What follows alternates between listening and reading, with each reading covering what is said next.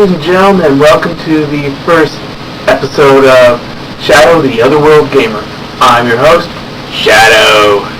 And today we are going to be playing a retro game that was, well, it's actually a newer-ish kind of game called Megaman 10. The backstory for this game is that in 2009, Capcom teamed with InitiCreates, or however you pronounce it, and they wanted to reboot the old Mega Man franchise, so they did so with Mega Man 9 using 8-bit graphics as a downloadable game. Due to the success, they created Mega Man 10, which is what we're focusing on right now.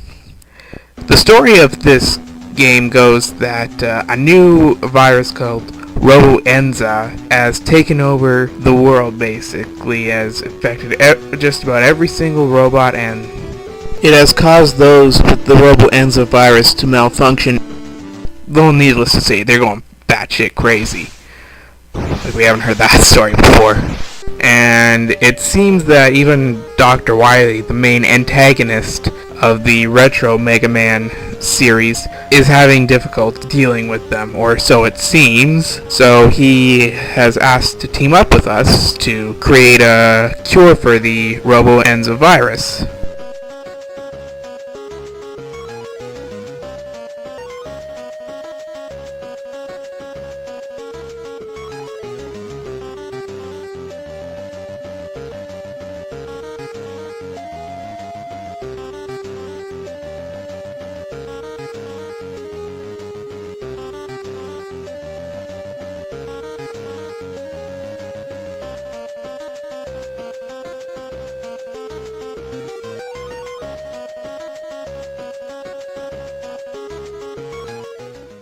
And we are ultimately teamed up with Mega Man's older brother, Proto Man, in order to continue with trying to find a cure while maintaining as much order as possible.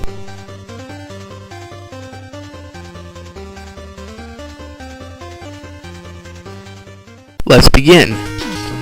Now, here you actually get to choose between 3 characters. 2 standard, which is Mega Man Proto Man, and if you downloaded him like I did, Bass, or Bass, whatever you want to call him. And you can also choose the difficulty level. I'm choosing Mega Man, and on the normal level, just to give a good gameplay as it was meant to be. Because easy, it would just be, well, I think just a little too easy.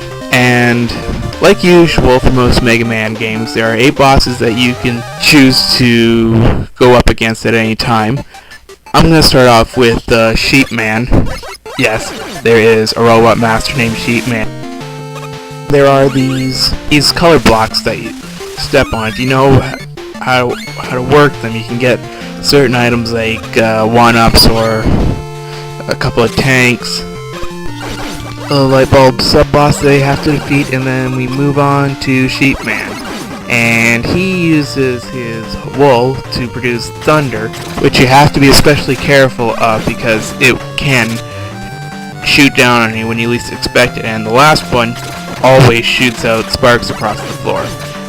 Pretty easy boss, but for new players, he can be a bit of a challenge. And now that we've beaten him, we've acquired his weapon, the Thunder Wool, and like every boss in a Mega Man game, you get their weapons to defeat other bosses. Very useful later on, especially when you're trying to work some of the levels, because they will also help with them. And next up is Pump Man. Do I really need to make a joke about this one? This level's fucking crazy because it's very easy to slip in shit! Moving on. It's interesting to know that this level has 2 paths, but I took the lower level. The upper level is more of a gauntlet anyways. And now we're on to Solar Man stage. Those flamethrowers annoy the shit out of me. Then there's 2 sub-bosses that you come across at the same time that shoot fire and fly across the screen. What a really useful weapon here to use is the water shield, because not only will it protect you, but if you get close enough without you getting too much damage, it'll also quickly dispose of them. Oh, come on! The next level is the Chill Man stage, and you gotta be very careful with this one, because as you can tell, the ground has been iced, so you'll slip. Fuck! You son of a bitch! Well, after you finally get past the Chill Man stage, you will get a new Rush accessory called the Rush Jet, and the storyline progresses a bit more.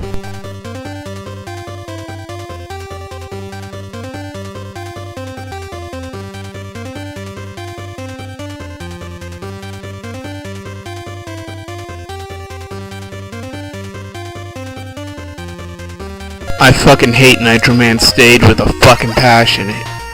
You get run over by these fucking trucks every so often, and you gotta try and jump on them in order to not get hit, but sometimes you'll get hit with those fucking spikes. I mean, what the fuck were they thinking? Damn it!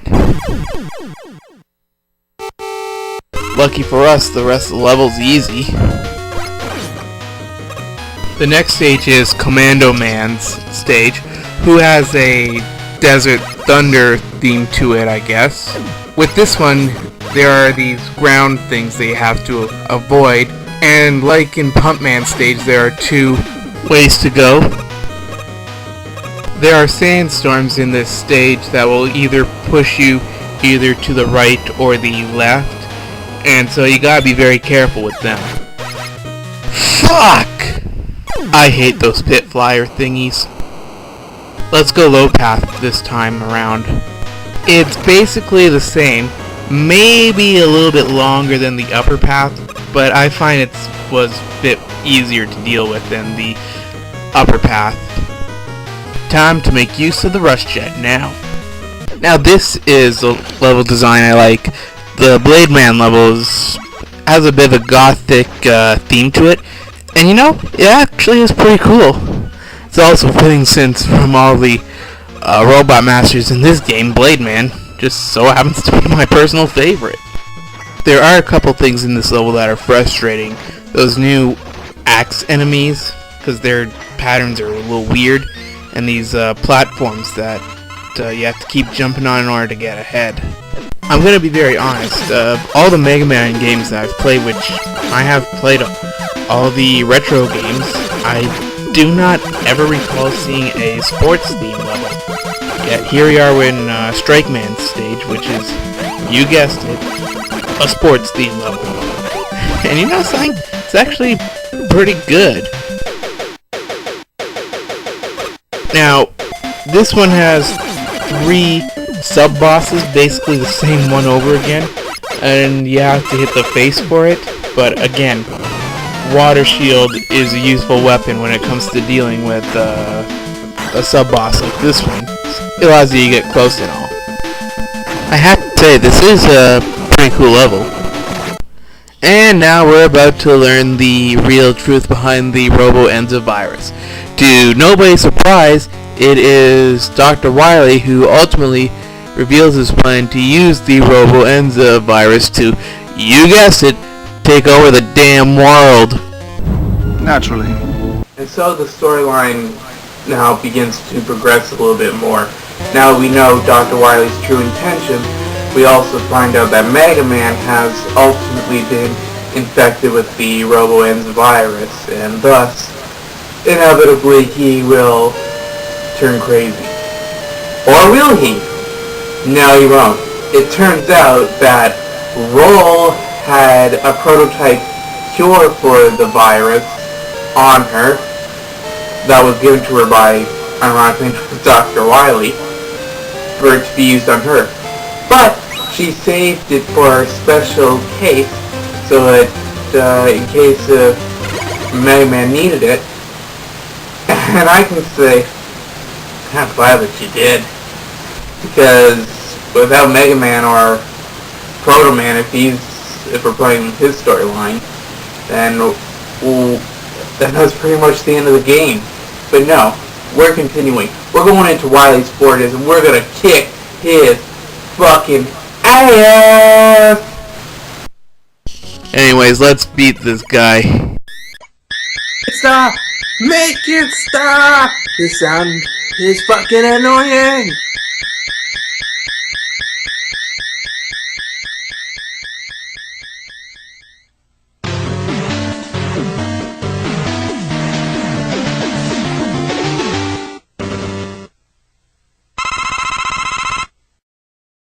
Well, the first part of Dr. Wily's castle is separated into 3 different parts, the first part being straightforward.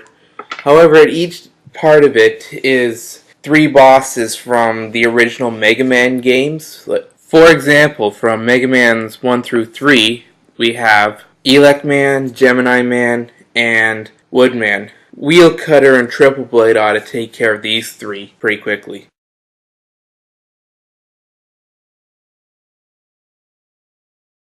The next part of a level is basically you're just going down a few areas, like descending towards something, and it's pretty simple. Ah, bullshit!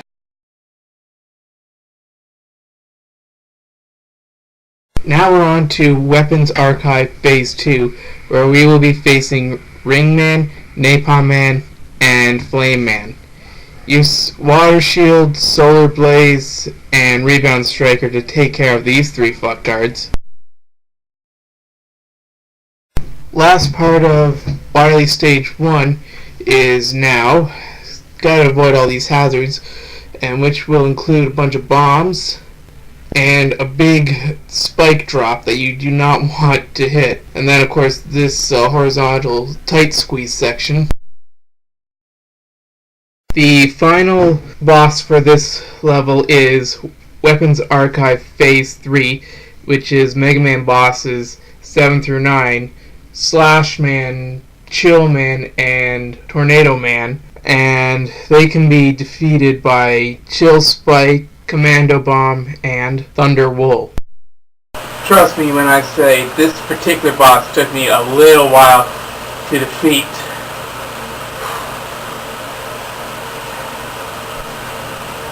It gets only harder from here on out. We are now on to Dr. Wily Stage 2, and this stage will test your patience out. You got 2 returning sub-bosses, slammers, and of course a big giant crab bot.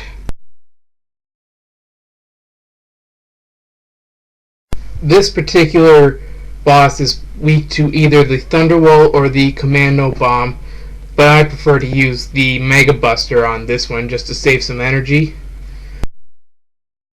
My recommendation is to try and destroy the big claws first, because that's one hazard that you want out of the way first and foremost. Trust me on this one. Overall, not too bad of a boss to face. Warning: the following level has been known to cause a temporary state of mind known as nerd raging. Symptoms may include excessive swearing, raised vocal sounds, walls potentially smashed, things tossed around, and if you're especially unlucky, broken controllers. Players, you have been warned. To me, there is little doubt in my mind that I fucking hate this elevator level. I mean, you got these elevator sections that can almost kill you at any given shot, not to mention the flying metools are a big annoyance, as always. However, they don't last too long. The first one is naturally, of course, the easiest part. Then we got this water section that we gotta deal with, and again, like another spike column we want to avoid. And now this platform thing, which I never could understand in the first place. Right now we're on a second elevator part, which is clearly, as you can see, much more harder to avoid. Fuck. It's frustrating me that I'm stuttering a bit here. Not to mention these fucking things. But we're near the end of the stage, so just pick up some health here.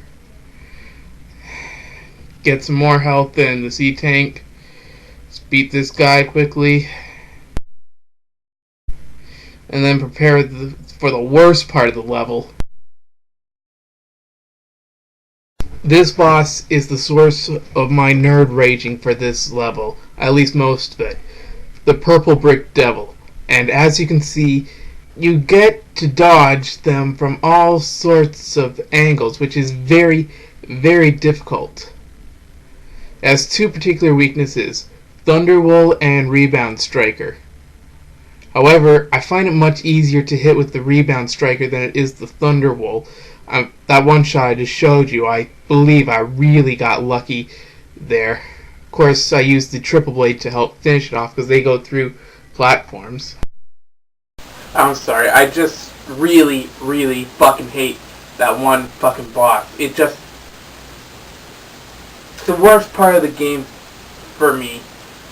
The level also has various degrees of difficulty. I'm like, fuck, I'm just fucking grateful I only keep the swearing right now. I'm pretty sure there's gonna be a game out there where I'm just gonna lose my fucking head.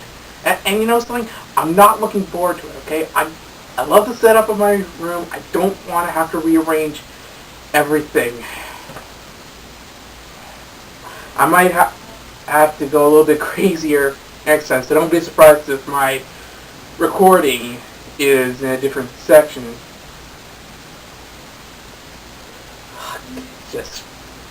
Anyways, you want to know how bad it was when I first managed to beat that motherfucker? Well, I'll show you a still of what happened. Needless to say, all this self-inflicting harm that happened during this level, well, as you can see, I got roughed up quite a bit. Alright, so we're on to the final section of Wily's Castle. And this is essentially just a particular stage where we go to face the 8 bosses again. And there's a reason why I didn't put their weaknesses in before, and so I'll explain them here as I face them.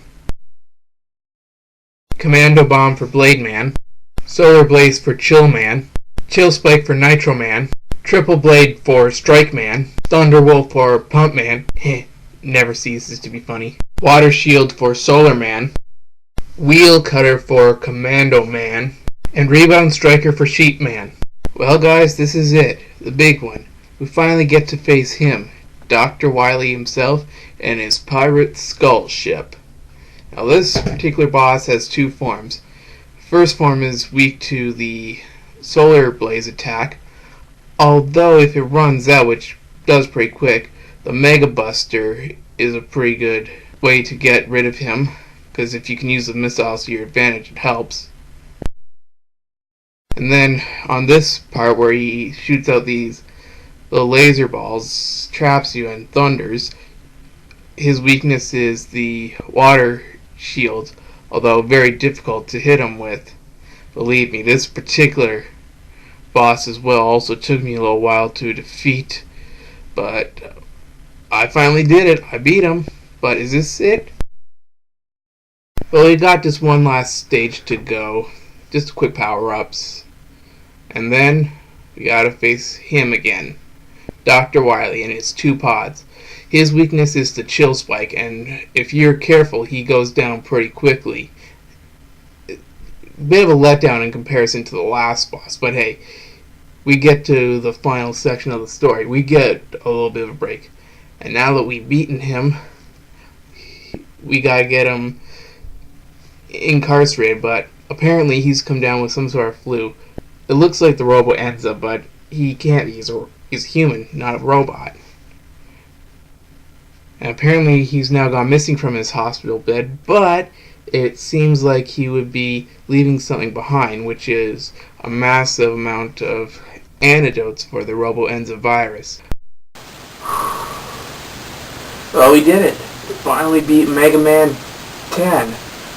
Thank you for coming along with my journey here through my first episode. More will be coming in the later future. And you know something? This game was pretty good. Not the best of the series by far. But you know something? For something that's a throwback, I gotta admit, it was pretty good. It had a good sense of nostalgic feeling without being too nostalgic. What I mean is like, it's just new levels and new design, but in the way that Mega Man had originally came out as. It's like, those are great ideas. I love playing these kind of classic types of games. Sorry. So exciting. Anyways, again, thank you for joining me on this journey, and next episode, well, we'll just have to find out what it is. And remember, Shadow the Otherworld Gamer has been brought to you by Shitty Camera Quality. Who says you need an HD quality type camera to make a fucking video? I certainly don't.